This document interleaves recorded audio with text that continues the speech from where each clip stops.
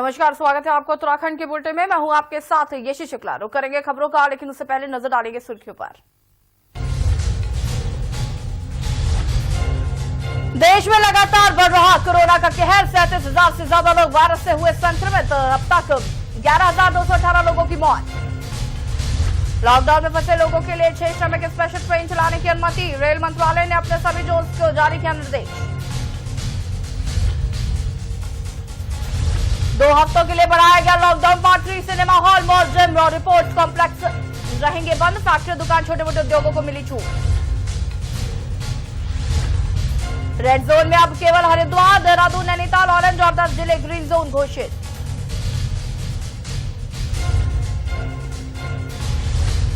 उत्तराखंड में एक और कोरोना पॉजिटिव मामला आया सामने। कुल कोरोना पॉजिटिव मरीजों की संख्या हुई 58।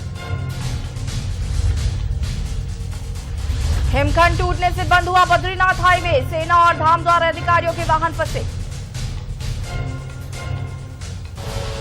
आप देख रहे हैं के न्यूज, खबरों का सारथी। और अब बढ़ेंगे खबरों की ओर। कोरोना वायरस पर उत्तराखंड के सीएम त्रिवेंद्र सिंह रावत ने क्या कुछ कहा है, आपको सुनाते हैं। आज अभी जो कोविड-19 से मुकाबला करने के लिए हमारी उच्च स्तरीय समिति है,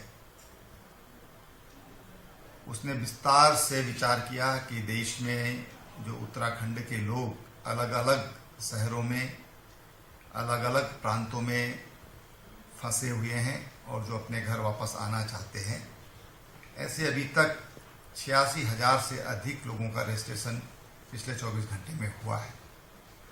उनको कैसे घर पर लाया जाए, उसकी रणनीति पर विचार हुआ और कहां पर हमें कितनी ट्रेन्स की आवश्यकता होगी, इस पर विस्तृत चर्चा के बाद जो केंद्रीय रेल मंत्री जी से हमारी डिमांड है कि दिल्ली से देहरादून और हल्द्वानी के लिए 2 अलग अलग ट्रेन, इसी तरह से चंडीगढ़ से देहरादून, लखनऊ से देहरादून, लखनऊ से हल्द्वानी, जयपुर से देहरादून, जयपुर से हल्द्वानी और मुंबई से देहरादून, मुंबई से हल्द्वानी, भोपाल से देहरादून, बेंगलुरु से देहरादून और अहमदाबाद से देहरादून के लिए कुल 12 रेलगाड़ियों की डिमांड हमारी माननीय रेल मंत्री जी से है।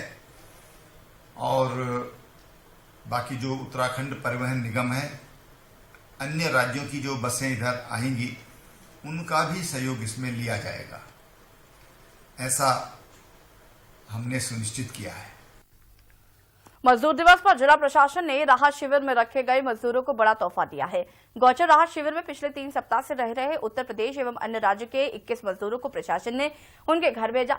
मजदूरों के घर जाने की स्वेच्छा को देखते हुए जिलाधिकारी स्वाति एस भदौरिया ने उत्तर प्रदेश एवं अन्य राज्यों के 21 मजदूरों को गोचर से बस से हरिद्वार भेजा। हरिद्वार से इन मजदूरों को उनके जिलों के लिए रवाना किया जाएगा। राहत शिविर से भेजे जाने से पूर्व मेडिकल टीम ने सभी मजदूरों का स्वास्थ्य परीक्षण किया। मजदूरों ने जिला प्रशासन द्वारा शिविर में दी गई सुविधाओं के लिए नमन करते हुए प्रशासन, पुलिस एवं स्वास्थ्य टीम का दिल से आभार व्यक्त किया।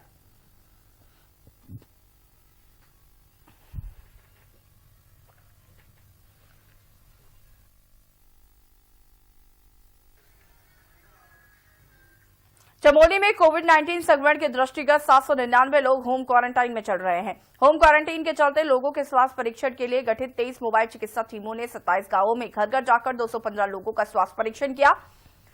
मोबाइल चिकित्सा टीम मजदूरों का भी हेल्थ चेकअप भी कर रही है। वहीं जिले में बाहर से आए 73 लोग फैसिलिटी भी क्वारंटीन में चल रहे हैं। आपको बता दें कि चमोली में जिला अस्पताल गोपेश्वर को कोविड हेल्थ सेंटर बनाया गया है, जहां पर आइसोलेशन में भर्ती 2 मरीजों को डिस्चार्ज किया गया और अभी तक सभी 23 ब्लड सैंपल की रिपोर्ट नेगेटिव आ चुकी है। कोरोना संक्रमण पर निगरानी रखने के लिए जिलाधिकारी स्वाति एस भदौरिया ने 18 ब्लॉक एवं सिटी रिस्पांस टीमें भी गठित की हैं। इन टीमों ने कोरोना संदिग्धों की जानकारी जुटाने के लिए अब तक 6,120 लोगों से संपर्क किया है।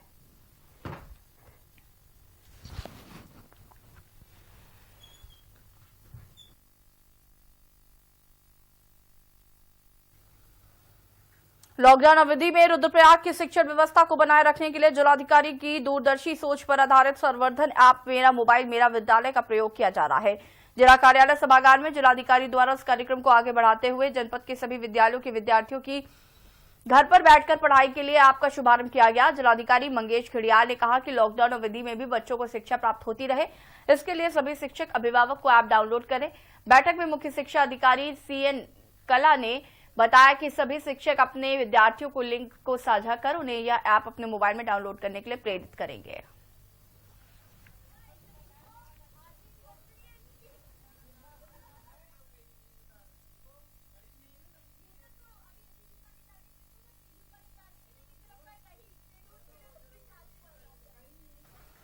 देहरादून एम्स में भर्ती लालकुआ निवासी 56 वर्षीय महिला की ब्रेन हेमरेज के कारण मौत हो गई। हालांकि 5 दिन पहले कराई गई कोविड-19 जांच में महिला कोरोना संक्रमित भी पाई गई थी, मगर एम्स प्रशासन ने ब्रेन स्ट्रोक की समस्या से गंभीर रूप से ग्रसित महिला की मौत की वजह ब्रेन ब्लीड बताई थी। एम्स निदेशक प्रोफेसर रविकांत ने बताया कि एम्स संस्थान लगातार सभी तरह के गंभीर रोगियों के इलाज में जुटा हुआ है। एम्स ऋषिकेश लगातार सब सीरियस मरीजों के इलाज में जुटा हुआ है, चाहे वो कोरोना पॉजिटिव हो चाहे वो कोरोना नेगेटिव हो। एक मरीज हल्द्वानी से आया था जो हालांकि कोरोना पॉजिटिव था, लेकिन ब्रेन ब्लीड के मारे ज्यादा बड़ी समस्या उसकी ब्रेन में ब्लीड की थी और उसके जहां पर मेन शरीर के सारे सिस्टम कंट्रोल होते हैं, ब्रेन के उस हिस्से में बहुत ज्यादा ब्लड प्रेशर के मारे ब्लीडिंग थी। कोटद्वार में लॉकडाउन के दौरान ग्रामीण व पहाड़ी क्षेत्रों में लोगों की परेशानी को देखते हुए जिला सहकारी बैंक के अध्यक्ष द्वारा 2 मोबाइल वैन को झंडी दिखाकर रवाना किया गया, जिसके माध्यम से लोग अपनी जरूरत के अनुसार पैसा निकाल सकेंगे व मोबाइल बैंक की अन्य सुविधाओं का लाभ ले पाएंगे। आपको बता दें कि इस मोबाइल बैंक में लगे ATM से हर जरूरतमंद पैसे निकाल सकेगा और साथ ही मोबाइल, बिजली, पानी के बिल भी जमा किए जा सकते हैं। वहीं कोऑपरेटिव बैंक के अध्यक्ष ने बताया कि बोर्ड द्वारा स्वीकृति के बाद आपका बैंक आपके द्वार के तहत हमारे द्वारा मोबाइल बैंक का संचालन कर दिया गया है।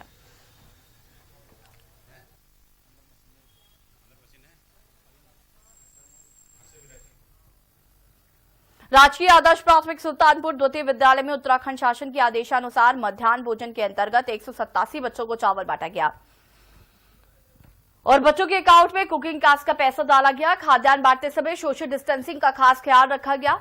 विद्यालय के प्रधानाध्यापक राजेंद्र सक्सेना व भोजन माताओं ने खाद्यान्न वितरण किया। वहीं राजकीय प्राथमिक विद्यालय उर्दू मीडियम में भी प्रभारी नंदा देवी ने बच्चों को राशन सामग्री व राहत धनराशि बांटी।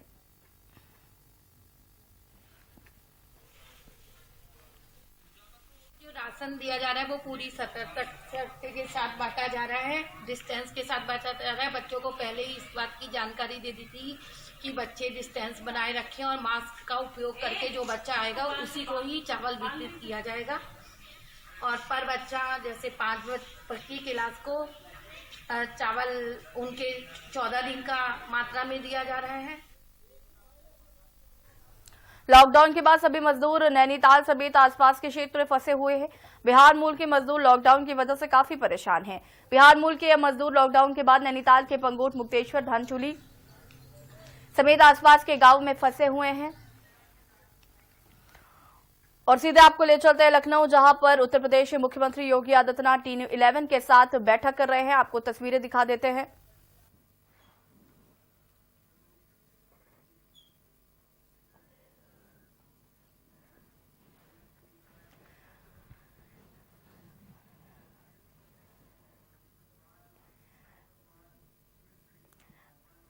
कोरोना संक्रमण का खतरा जिस तरीके से लगातार बढ़ता जा रहा है, उसको लेकर सीएम योगी आदित्यनाथ रोज बैठक कर रहे हैं टीम 11 के साथ।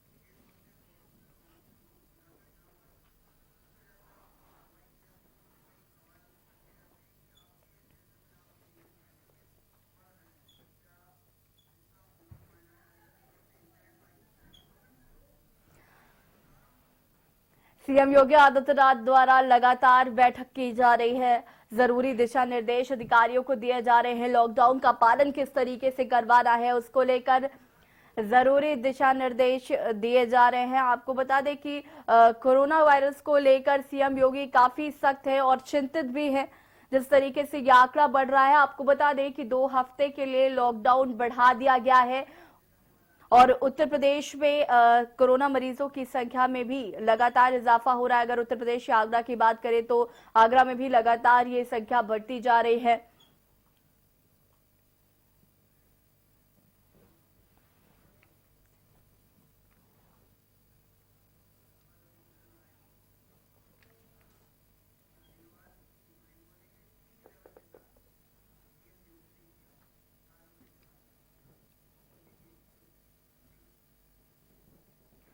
और ये सीधी तस्वीरें आपको दिखा रहे हैं लखनऊ से, जहां पर सीएम योगी आदित्यनाथ टीम 11 के साथ बैठक कर रहे हैं। कोरोना वायरस को लेकर सीएम योगी काफी सतर्क है और वो रोज बैठक कर रहे हैं अधिकारियों के साथ, उनको जरूरी दिशा निर्देश दे रहे हैं, जो जिले हैं वहां का जायजा ले रहे हैं, जो संक्रमण जहां जहां पर ज्यादा है उसको लेकर चर्चा की जा रही है।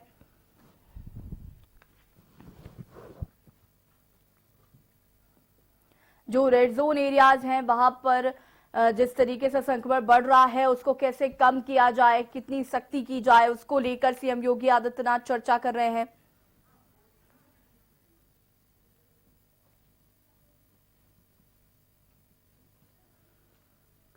टीम 11 के साथ सीएम योगी आदित्यनाथ बैठक। मंगलौर के लेबरहेड़ी में श्रमिक दिवस के मौके पर आईजी फार्मा के दर्जनों मजदूरों को कंपनी से बाहर का रास्ता दिखा दिया गया है, जिसके बाद श्रमिकों ने जमकर हंगामा काटा। वहीं मौके पर पहुंची पुलिस से मजदूरों ने कंपनी प्रबंधन के खिलाफ भी शिकायत की है, लेकिन कोई कार्रवाई नहीं हुई और श्रमिकों का आरोप है कि कंपनी उन्हें पिछले 2 महीने से तनख्वाह नहीं दे रही है। और इस संबंध में कंपनी के डायरेक्टर का कहना है कि फिलहाल पैसों की कोई व्यवस्था नहीं हो पा रही है। लॉकडाउन के चलते कहीं से कोई पैसा नहीं मिल पा रहा है, फिर भी उन्हें कुछ पैसा दिया गया है।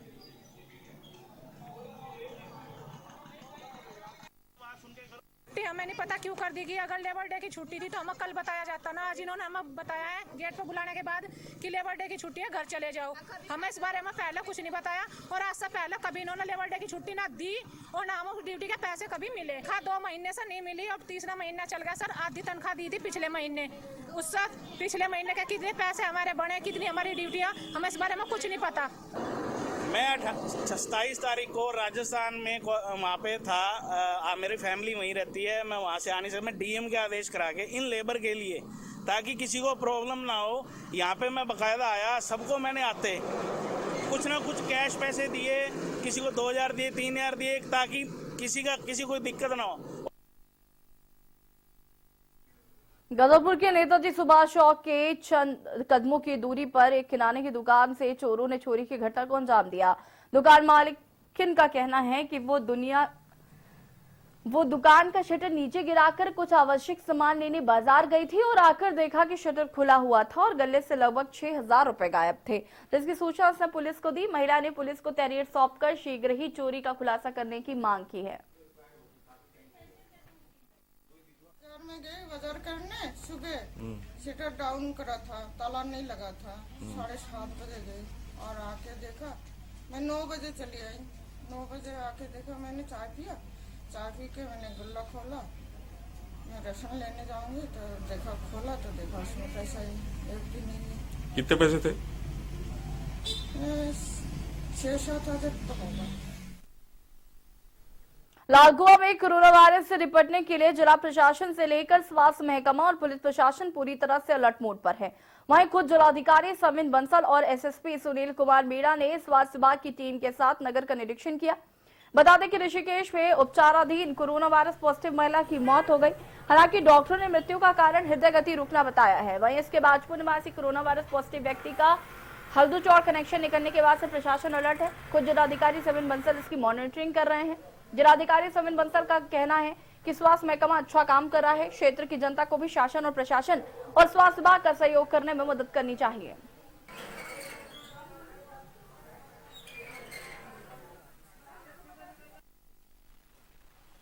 नगर पालिका की टीम इसमें अपने कारगर जो कदम उठा रहे हैं वो टीम साबित होंगे। और यही उम्मीद है कि हमारे जो सिटीजन्स हैं, जो यहाँ के नागरिक हैं, वो हमारे स्वास्थ्य कर्मियों को, पुलिस कर्मियों को सहयोग करेंगे और जो समय समय पर दिशा निर्देश दिए जा रहे हैं उनका अनुपालन करेंगे। द्वारा बार बार चेतावनी देने के बावजूद बाहरी राज्य से आने वाले ट्रक, कैंटर समेत कमर्शियल वाहनों में सवारियां लाने की शिकायत पर रुद्रपुर एसएसपी बरिंदरजीत सिंह सख्त हो गए हैं। उन्होंने रुद्रपुर में 2 कोरोना पॉजिटिव मरीजों को अन्य राज्यों से उत्तराखंड सीमा में लाने वाले ड्राइवर के खिलाफ मुकदमा दर्ज करने के निर्देश दिए हैं। आपको बता दें कि रुद्रपुर से भेजे गए सैंपलों में से 2 सैंपल कोरोना पॉजिटिव आए थे और दोनों ही कोरोना संक्रमित युवक अन्य राज्यों से उत्तराखंड की सीमा में दाखिल हुए थे, जिन्हें पुलिस द्वारा बॉर्डर पर पकड़कर जिला अस्पताल के आइसोलेशन वार्ड में भर्ती कराया गया था। उनकी जांच रिपोर्ट कोरोना पॉजिटिव आने के बाद उनकी ट्रैवल हिस्ट्री निकालकर ट्रक चालक पर मुकदमा दर्ज किया गया है।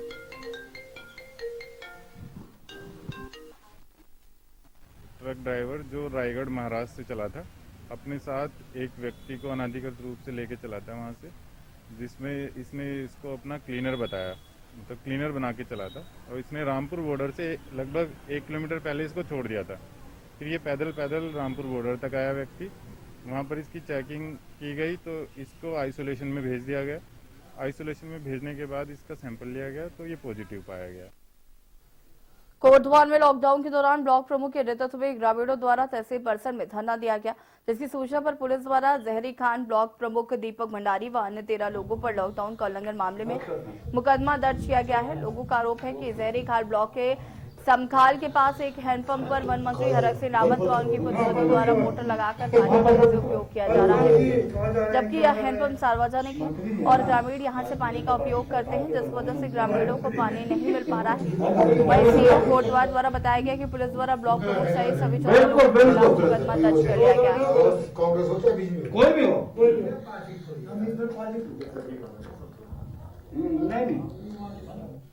वहाँ जैसे ही सूचना इस बात की मिली एसडीएम साहब के माध्यम से, तो तत्काल थाना प्रभारी वहाँ गए और थाना प्रभारी के द्वारा उनके खिलाफ 13 लोग वो और जो जिनके नेतृत्व में गए थे दीपक भंडारी जी, इन सभी के खिलाफ 51B DM एक्ट 269 और 188 IPC में केस दर्ज करवाया गया है। कोरोना की वैश्विक महामारी के दौरान बेरीनाग के युवाओं की अहम भूमिका देखने को मिल रही है। नेहरू युवा केंद्र पिथौरागढ़ के द्वारा युवा स्वयं सेवकों के माध्यम से लगातार गांव-गांव में कोरोना के प्रति लोगों को जागरूक कर घरों में रहने की अपील कर रहे हैं, जिसके साथ जरूरतमंद तक हर संभव मदद पहुंचाई जा रही है। गांव में सैनिटाइजर से लेकर गांव में समय समय से सरकार के द्वारा दिए जा रहे दिशा निर्देशों की जानकारी दी जा रही है। युवाओं के इस प्रयास की विभिन्न संगठनों ने सराहना भी की है।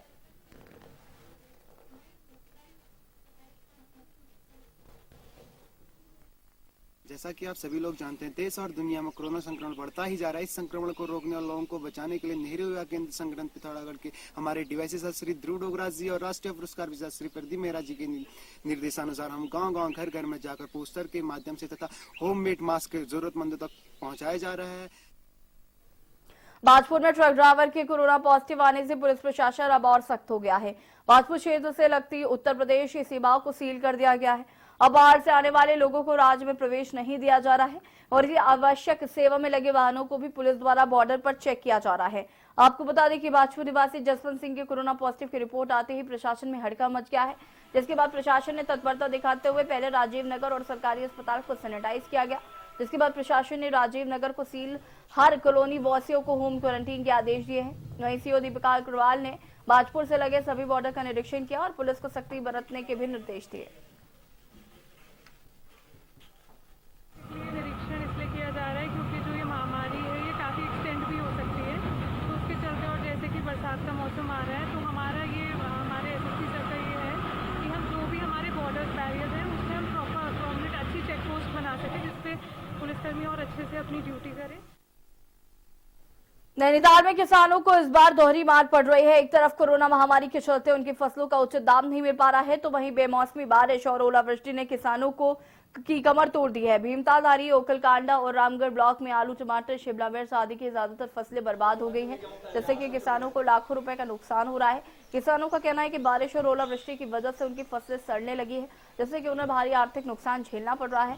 साथ ही किसानों ने प्रशासन से आकलन कर उचित मुआवजा देने की भी मांग कर रहे हैं।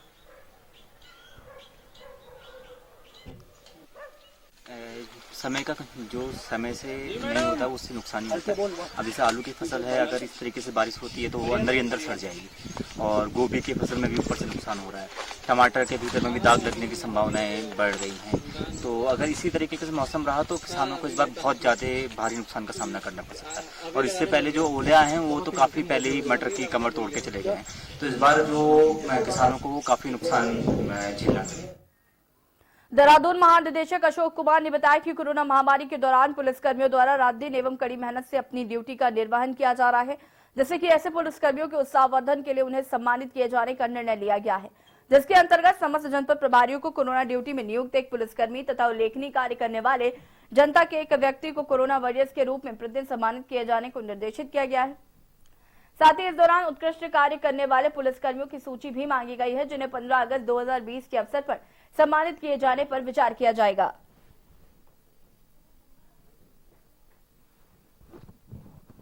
जिलों को कहा कि प्रतिदिन अपने जिले का एक पुलिस का कोरोना वॉरियर डिसाइड करें, उसको पुरस्कृत करें नगद पुरस्कार से।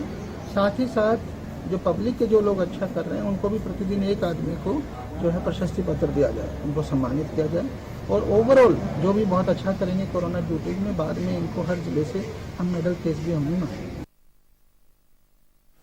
पिथौरागढ़ में लॉकडाउन के चलते जहां पहले से ही किसानों की कमर टूटी है, वहीं पहाड़ का मौसम भी किसानों की कमर तोड़ने का काम कर रहा है। बेमौसमी बरसात और ओलावृष्टि ने रबी की फसलों के साथ ही बागवानी को भी चौपट कर दिया है। पहाड़ों में बारिश रुकने का नाम नहीं ले रही है। बारिश और ओलावृष्टि ने अब तक हजारों हेक्टेयर खेती चौपट कर डाली है। गौरतलब है कि लॉकडाउन के चलते इस बार किसान समय पर अपनी फसल नहीं काट पाए हैं, साथ ही फसल कटाई के लिए मजदूर भी नहीं मिल रहे हैं। वहीं पिथौरागढ़ कृषि अधिकारी का कहना है कि किसानों को हुए नुकसान का आकलन किया जा रहा है और आकलन करने के बाद रिपोर्ट तैयार कर शासन को भेजी जाएगी।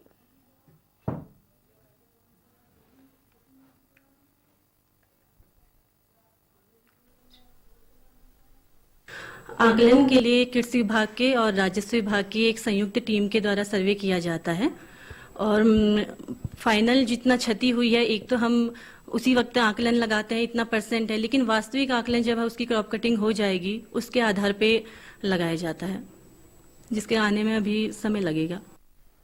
डोईवाला क्षेत्र में हो रही लगातार बारिश से जहां किसान बेहाल है, तो वहीं खेतों में खड़ी गेहूं की फसल अब खराब होने लगी है। किसानों की परेशानी को देखते हुए मुख्यमंत्री त्रिवेंद्र सिंह रावत के निर्देश पर डोईवाला का कृषि विभाग और तहसील प्रशासन किसानों की खराब फसल का सर्वे कर रहा है।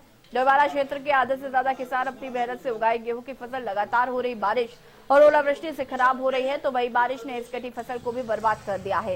एसडीएम लक्ष्मीराज चौहान ने भी बताया कि किसानों की खराब फसल का सर्वे कराकर शासन को भेजेंगे, उसके बाद किसानों की मदद की जाएगी।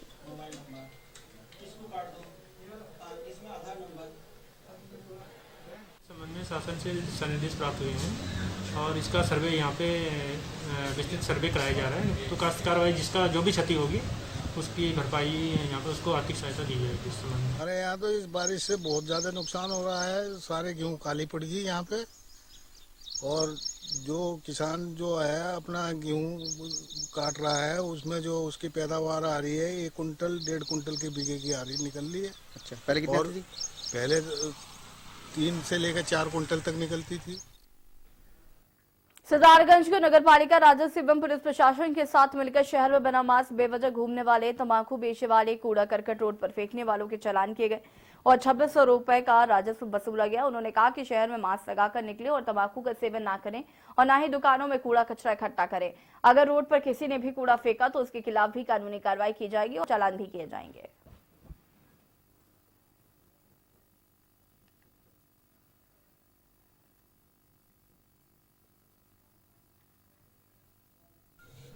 प्रशासनिक टीम के साथ जैसे हमारे तहसीलदार साहब थे और एसआई साहब थे और हमारा नगर पालिका का स्टाफ था, जिसमें हमने मास्क ना लगाने पर और जो गंदगी फैला रहे हैं, कूड़ा आदि जो दुकान के सामने डाल दे रहे हैं, उन लोगों का हमने चालान काटा। और लॉकडाउन के दौरान बंगाली कॉलोनी में नटों का 14 लोगों का परिवार फंस गया है। छत्तीसगढ़ के नट भूख प्यास से बेहाल है। प्रशासन की नजर उन पर नहीं पड़ी। उनका कहना था कि जब उन्हें इस बात का पता चला तो पालिका अध्यक्ष हरीश दुबे व सभासद रवि रस्तोगी मौके पर पहुंचे और उनका हालचाल जाना। सभी सभासद रवि रस्तोगी ने बताया कि प्रशासन को इसकी सूचना दे दी गई है, हर संभव मदद का भरोसा भी दिया गया है। तुम बोल रहे हैं इससे बड़े हो तुम क्या बोलेगा। और हमारी पूरी फैमिली सब ठीक हो, बच्चा एक बच्चा फिलहाल इस बुलेटिन में इतना ही। देखते रहिए के न्यूज इंडिया। नमस्कार।